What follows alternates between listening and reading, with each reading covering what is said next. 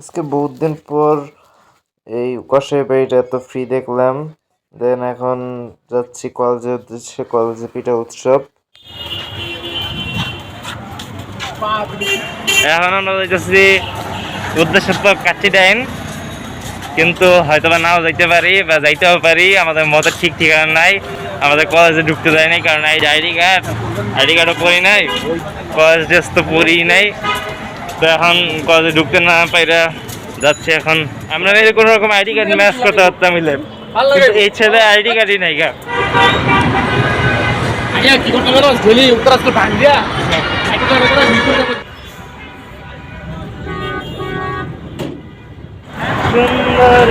যেমনটা ভাবছিলাম আমরা কাচ্চি ট্রেনে যাব, কিন্তু আমাদের কাচ্চি ট্রেনে যাওয়া আর হয় নাই। আমরা আসছিলাম গোল্ডেন পিৎজায়। গোল্ডেন পিৎজাগুলো মোটামুটি রিজনেবলই ছিল। তো আমরা দেন দেখে টেখে একটা অর্ডার দিয়েছিলাম। আমরা লাস্টে ওনাদের স্পেশাল পিৎজা, যেটা গোল্ডেন স্পেশাল, এই যে গোল্ডেন স্পেশাল পিৎজাটা আমরা অর্ডার দিয়েছিলাম এবং 540 টাকা। ওনাদের পিৎজাটা আস্তে আস্তে অনেক লেট হইতেছিল, তো ভাবলাম একটু টিকটক। অ্যাটলিস্ট আমাদের পিৎজাটা এসে পড়ছে অনেক অপেক্ষার পরে। পিৎজাটা গরম গরম কেচাপ আর মেয়োনেজের সাথে খুবই ভালো ছিল।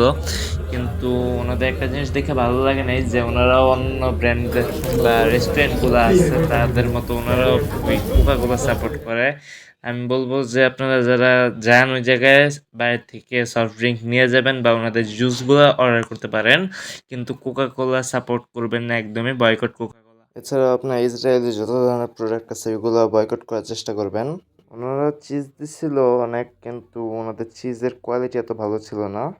আর ওনাদের প্লেসটাও ছোট থাকার কারণে একটু ক্রাউড বেশিই হয়ে যায়। এছাড়া আমাদের সার্ভিস মোটামুটি ভালোই লাগছে। আমার ফ্রেন্ডরা দুইজনেরই খাইতে একটু দেরি হইতেছিল, সবার খাওয়া দাওয়া শেষ, আমাদের জন্য বসে থাকতে হয়েছে। বের হওয়ার পর শুরু হয়ে গেল ফটোগ্রাফি। এই যে দেখেন আমার ফ্রেন্ড ফটোগ্রাফি করছে। ও ক্যামেরাম্যান।